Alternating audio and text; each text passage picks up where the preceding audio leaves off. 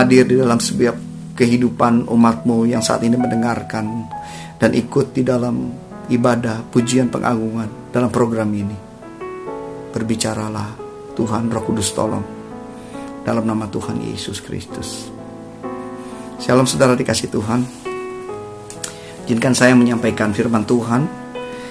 Yang saya mau ambil waktu ini adalah dari kisah yang Tuhan Yesus ceritakan di dalam Lukas 10 ayatnya yang ke-30. Tuhan Yesus menceritakan seperti ini. Jawab Yesus adalah seorang yang turun dari Yerusalem ke Yeriko.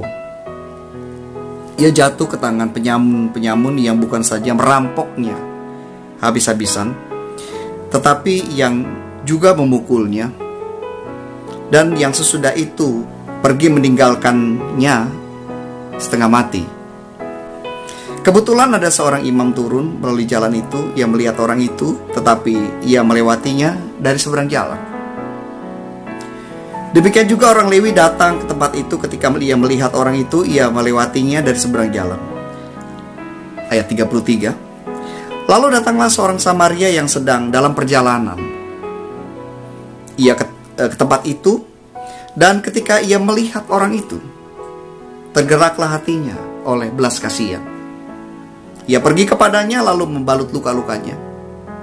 Sesudah ia menyiraminya dengan minyak dan anggur, kemudian ia menaikkan orang itu ke atas keledai tunggangannya sendiri, lalu membawanya ke tempat penginapan dan merawatnya. Keesokan harinya, ia menyerahkan 2 dinar kepada pemilik penginapan itu, katanya, rawatlah dia, dan jika kau belanjakan lebih dari ini, aku akan menggantinya waktu aku kembali. Saudara dikasih Tuhan, orang Samaria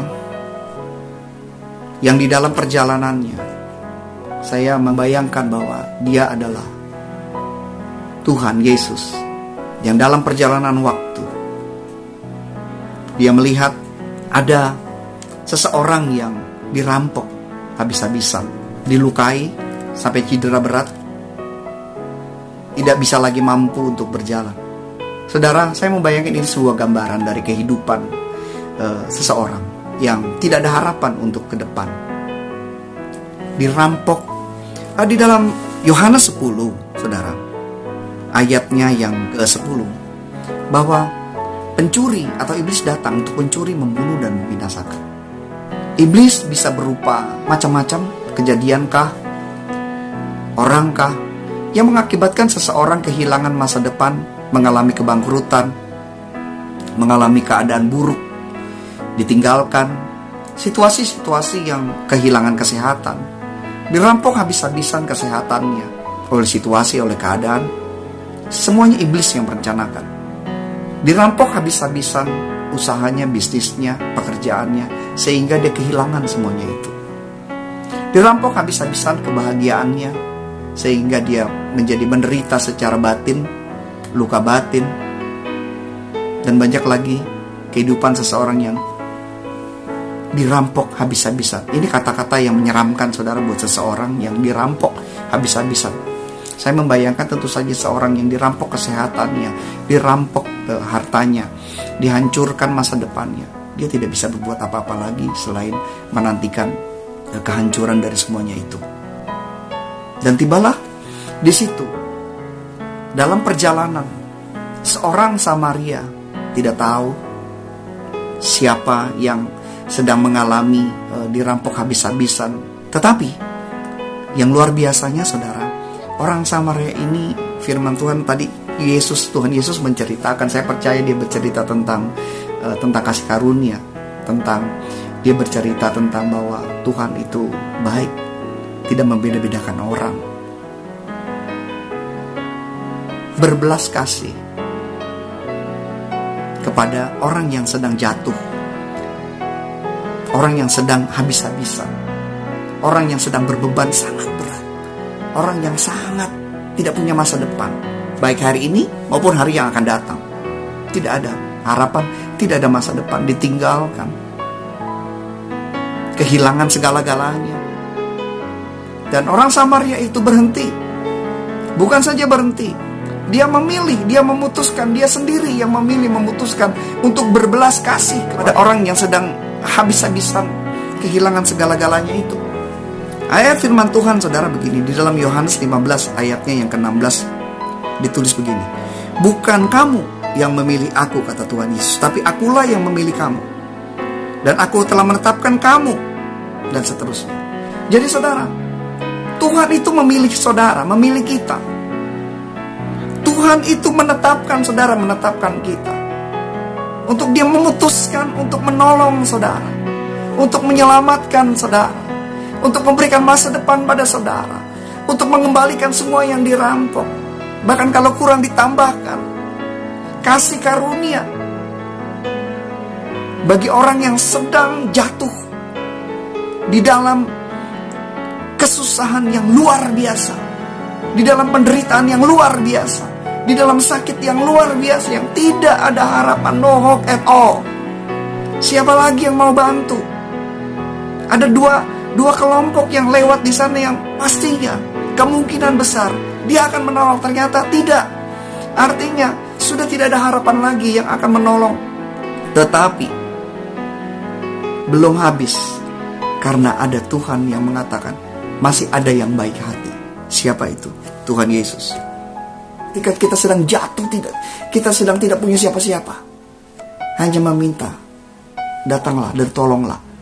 Dan orang Samaria ini nobody buat orang ini, tetapi Tuhan memilih dia, memberikan kasih karunia-Nya padanya untuk menolong. Bukan saja menolong, tetapi saudara, yang menjadi haknya, keledai tunggangannya, haknya diberikan kepada orang itu. Saudara, kalau Tuhan kalanya memberikan Tuhan Yesus bagi kita, apalagi yang tidak diberikan kepada saudara? Apalagi yang tidak akan dibuat untuk saudara? Apalagi yang tidak mungkin tidak dikerjakan buat saudara? Saudara sakit pasti disembuhkan. Saudara berkekurangan pasti dicukupkan. Saudara kehilangan arah pasti dituntun. Nah, saudara dikasih Tuhan, firman Tuhan hari ini saudara, jangan sia-siakan kasih karunia yang telah saudara nikmati, yang telah kita nikmati. Jangan sia-siakan bahwa kita ini waktu susah, waktu tidak punya harapan, waktu tidak ada yang menolong. Tuhan yang berbelas kasih, Tuhan yang turun untuk mendapatkan kita. Kita tidak bisa mencari pertolongan kepada siapapun juga saat semuanya itu jalannya sudah buntu. Orang tidak mau, bahkan yang sangat diharapkan meninggalkan. Tuhan tidak pernah meninggalkan saudara. Waktu ini mengingatkan kita saudara, di akhir zaman banyak orang kehilangan kedekatan dengan Tuhan. Bahkan mungkin bisa jadi meninggalkan Tuhan. Meninggalkan Tuhan Yesus adalah meninggalkan kasih karunia saudara. Meninggalkan Tuhan Yesus adalah meninggalkan kasih karunia. Jauh dari Tuhan Yesus adalah jauh dari kasih karunia. Sebab dia adalah sumber kasih karunia. Sebab dialah jembatan dari surga untuk memberikan kepada kita segala sesuatu yang hilang. Yang dirampok itu hilang segala-galanya. Hilang kekuatannya, hilang masa depannya, hilang hartanya, hilang apa yang diharapkan, hilang semuanya. Tetapi Tuhan Yesus katakan ada orang Samaria yang baik hati. Itu gambaran dari dia sendiri, yang tidak memilih, yang tidak takut untuk mengambil resiko. Dia tolong. Tuhan tolong saudara. Jangan tinggalkan kasih karunia.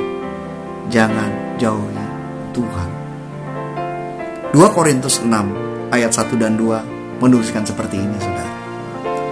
Sebagai teman-teman sekerja, kami menasihatkan kamu supaya kamu jangan membuat sia-sia kasih karunia Allah yang telah kamu terima. Jadi saudara, semua yang kita terima sebenarnya kita tidak bisa terima. Tapi kalau kita terima, firman Tuhan bilang, kasih karunia, engkau menerima kesembuhan. Kasih karunia, engkau menerima keselamatan. Kasih karunia, engkau menerima jalan keluar. Kasih karunia, engkau menerima pertolongan. Kasih karunia, engkau menemukan ide. Kasih karunia, engkau mendapatkan segala sesuatu yang engkau butuhkan. Itu kasih karunia, saudara. Kau telah terima. Artinya bukan saja kemarin, tapi hari ini. Sebab Yesus ada bukan untuk hari kemarin saja, mengembalikan hari kemarin, tapi hari ini berjalan bersama dengan saudara, dengan saya, untuk memberikan segala sesuatu yang dibutuhkan untuk hari ini. Dia berjalan juga untuk masa depan, sebab dia adalah masa depan yang memberikan saudara masa depan, tahun depan lagi, dan masa depan yang kekal, saudara. Hidup yang kekal yang diberikan kepada saudara. Sebab itu jangan sia-siakan. Artinya sia-siakan itu melepaskan, tidak mengindahkan. Menyia-nyiakan itu artinya membuang. Ingat, saudara, ada di Alkitab yang menukar berkat, yang menukar masa depannya dengan semangkuk kacang merah, dan dia kehilangan kesempatan. Saudara, jangan sia-siakan. Tuhan Yesus telah memilih saudara. Tuhan Yesus telah memilih kita untuk selalu menolong. Bahkan dia mau rugi buat saudara, buat kita semua. Nah, saudara, pegang baik-baik. Dekat terus dengan Tuhan. Jangan sia-siakan selagi kesempatan masih ada. Firman Tuhan selanjutnya katakan, sebab Allah berfirman dalam 2 Korintus 6 ayat 2. Pada waktu aku berkenan, artinya mungkinan, perkenanan, waktu kasih karunia itu tidak ada lagi. Sehingga walaupun dicari, tidak mungkin. Sebab kasih karunia, dia yang datang buat kita, bukan kita yang datang buat dia. Dia yang tolong kita, bukan kita meminta lantas dia tolong. Pada waktu Tuhan berkenan, Tuhan akan mendengarkan engkau. Pada waktu hari Tuhan menyelamatkan, Tuhan akan menolong engkau. Saudara, firman Tuhan katakan sesungguhnya waktu ini adalah waktu perkenanan itu. Dan hari ini adalah hari penyelamatan. Hari ini pegang baik-baik apa yang sudah engkau nikmati, kasih karunia. Jangan tinggalkan Tuhan Yesus. Jangan jauh dari dia. Jangan menyia-nyiakan kesempatan untuk kita bisa datang mendekat. Sebab kasih karunia-Nya mungkin satu saat tidak ada lagi, saudara.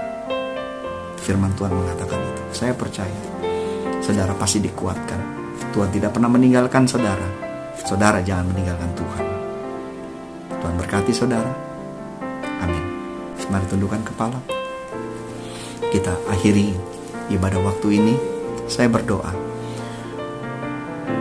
Tuhan memberikan kasih karunia-Nya terus berlimpah-limpah buat hidup saudara. Tuhan, terima kasih buat waktu ini. Berkati semua umat-Mu yang ikut program ini. Roh Kudus tolong perjelas apa yang hamba-Mu sampaikan ini. Berikan pengertian kepada setiap anak-anak-Mu yang ikut program ini. Berkati mereka dalam nama Tuhan Yesus Kristus. Saudara kasih Tuhan, bagi saudara yang rindu dan ingin supaya program itu ada dan ingin memberikan persembahan, mari siapkan persembahan saudara. Percayalah, apa yang ditabur saudara akan tuai. Orang yang menabur dengan mencucurkan air mata pasti pulang dengan sorak-sorai. Orang yang berjalan maju sambil menabur benih pasti akan mendapatkan berkat-berkatnya. Mari siapkan. Tuhan, aku berdoa seperti kata firman-Mu tadi, biarlah berkat-berkat yang berlimpah-limpah datang hadir buat umat-Mu dalam nama Tuhan Yesus Kristus. Saudara, saya berdoa, ingin berdoa buat saudara yang sedang mengalami jalan buntu, sedang sakit, sedang membutuhkan kekuatan. Mari angkat kedua belah tanganmu. Tuhan, aku berdoa buat mereka yang mengangkat kedua belah tangannya. Tuhan, berikan kelegaan. Aku berdoa, Tuhan berikan kelegaan di hatimu. Tuhan berikan kelegaan pada jiwamu. Tuhan lepaskan penderitaan. Tuhan sembuhkan engkau. Aku berdoa buat engkau yang membutuhkan berkat keuangan. Tuhan limpahkan berkat keuangan. Sebab tidak ada yang tidak mungkin Tuhan tidak berikan. Engkau pasti berikan buat umat-Mu. Sebab Engkau telah berikan yang terbaik, yaitu Tuhan Yesus buat hidup kami. Yang menolong kami, yang menolong umat-Mu ini. Berkati mereka berlimpah-limpah dalam nama Tuhan Yesus Kristus. Amin. Saya berdoa saudara diberkati program ini. Saya akan akhiri program ini, waktu ini. Mari siapkan hati saudara untuk kita terima berkat. Angkat kedua tangan. Tuhan memberkati engkau. Tuhan melindungi engkau. Tuhan menyinari engkau dengan wajah-Nya. Tuhan berikan kasih karunia dalam hidupmu. Tuhan memberikan penyertaan buat engkau. Berkat yang berlimpah-limpah dari Bapa di dalam Yesus Kristus Tuhan, dan penyertaan Roh Kudus akan menyertai engkau mulai hari ini sampai Maranatha. Tuhan Yesus datang untuk menjemput kita, untuk kita diangkat tinggal dalam kebahagiaan, tinggal dalam kekekalan, tinggal dalam sukacita abadi sampai selama-lamanya. Semua yang sudah diberkati dan percaya, mari katakan amin, amin, amin. Tuhan berkati saudara. Shalom.